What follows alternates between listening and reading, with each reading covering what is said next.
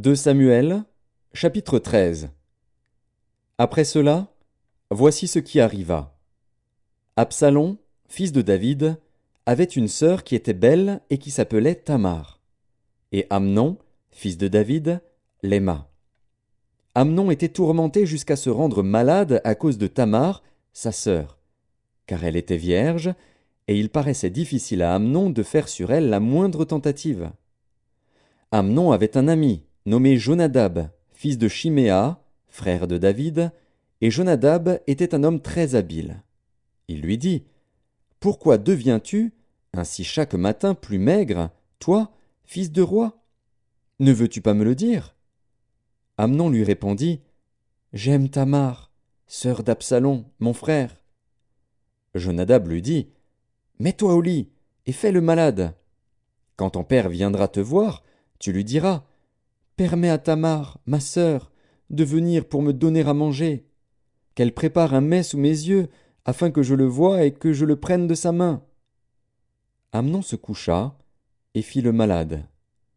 Le roi vint le voir, et Amnon dit au roi, « Je te prie que Tamar, ma sœur, vienne faire 2 gâteaux sous mes yeux, et que je les mange de sa main. » David envoya dire à Tamar dans l'intérieur des appartements, « Va dans la maison d'Amnon, ton frère, et prépare-lui un mets. » Tamar alla dans la maison d'Amnon, son frère, qui était couché.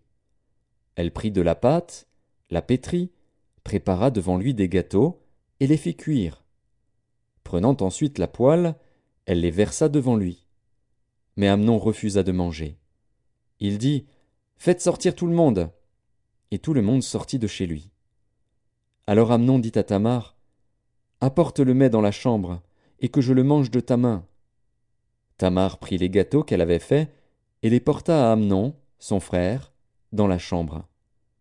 Comme elle les lui présentait à manger, il la saisit et lui dit, « Viens, couche avec moi, ma sœur. » Elle lui répondit, « Non, mon frère, ne me déshonore pas, car on n'agit point ainsi en Israël.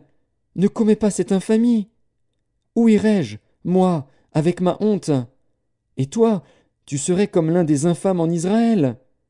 Maintenant, je te prie, parle au roi, et il ne s'opposera pas à ce que je sois à toi. » Mais il ne voulut pas l'écouter. Il lui fit violence, la déshonora et coucha avec elle. Puis Amnon eut pour elle une forte aversion, plus forte que n'avait été son amour.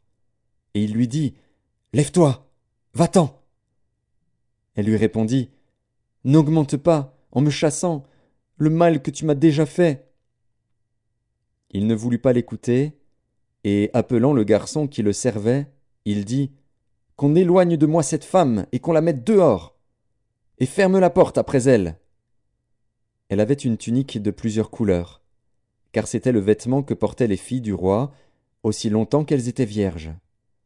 Le serviteur d'Amnon la mit dehors, et ferma la porte après elle. Tamar répandit de la cendre sur sa tête, et déchira sa tunique bigarrée. Elle mit la main sur sa tête, et s'en alla en poussant des cris. Absalom, son frère, lui dit, « Amnon, ton frère, a-t-il été avec toi? Maintenant, ma sœur, tais-toi, c'est ton frère. Ne prends pas cette affaire trop à cœur. » Et Tamar, désolée, demeura dans la maison d'Absalom, son frère. Le roi David apprit toutes ces choses, et il fut très irrité. Absalom ne parla ni en bien ni en mal avec Amnon, mais il le prit en haine, parce qu'il avait déshonoré Tamar, sa sœur.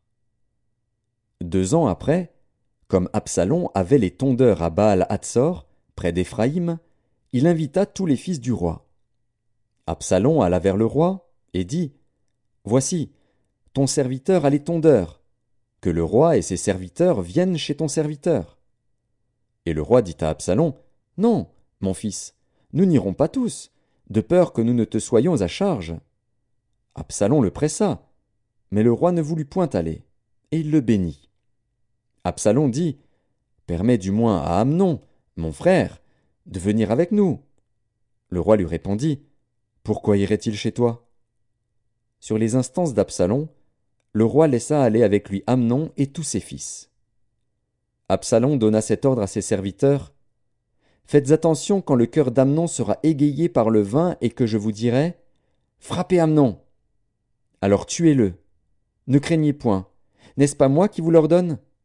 Soyez fermes et montrez du courage. Les serviteurs d'Absalom traitèrent Amnon comme Absalom l'avait ordonné. Et tous les fils du roi se levèrent, montèrent chacun sur son mulet, et s'enfuirent. Comme ils étaient en chemin, le bruit parvint à David qu'Absalom avait tué tous les fils du roi, et qu'il n'en était pas resté un seul. Le roi se leva, déchira ses vêtements, et se coucha par terre. Et tous ses serviteurs étaient là, les vêtements déchirés. Jonadab, fils de Chiméa, frère de David, prit la parole et dit, « Que mon seigneur ne pense point que tous les jeunes gens, fils du roi, ont été tués, car Amnon seul est mort. Et c'est l'effet d'une résolution d'Absalom, depuis le jour où Amnon a déshonoré Tamar, sa sœur. Que le roi mon seigneur ne se tourmente donc point dans l'idée que tous les fils du roi sont morts, car Amnon seul est mort. » Absalom prit la fuite. Or le jeune homme placé en sentinelle leva les yeux et regarda. Et voici, une grande troupe venait par le chemin qui était derrière lui, du côté de la montagne. Jonadab dit au roi, « Voici les fils du roi qui arrivent. » Ainsi se confirme ce que disait ton serviteur. Comme il achevait de parler, voici, les fils du roi arrivèrent. Ils élevèrent la voix et pleurèrent. Le roi aussi et tous ses serviteurs versèrent d'abondantes larmes. Absalom s'était enfui, et il alla chez Talmaï, fils d'Ammihur, roi de Guéshur. Et David pleurait tous les jours son fils.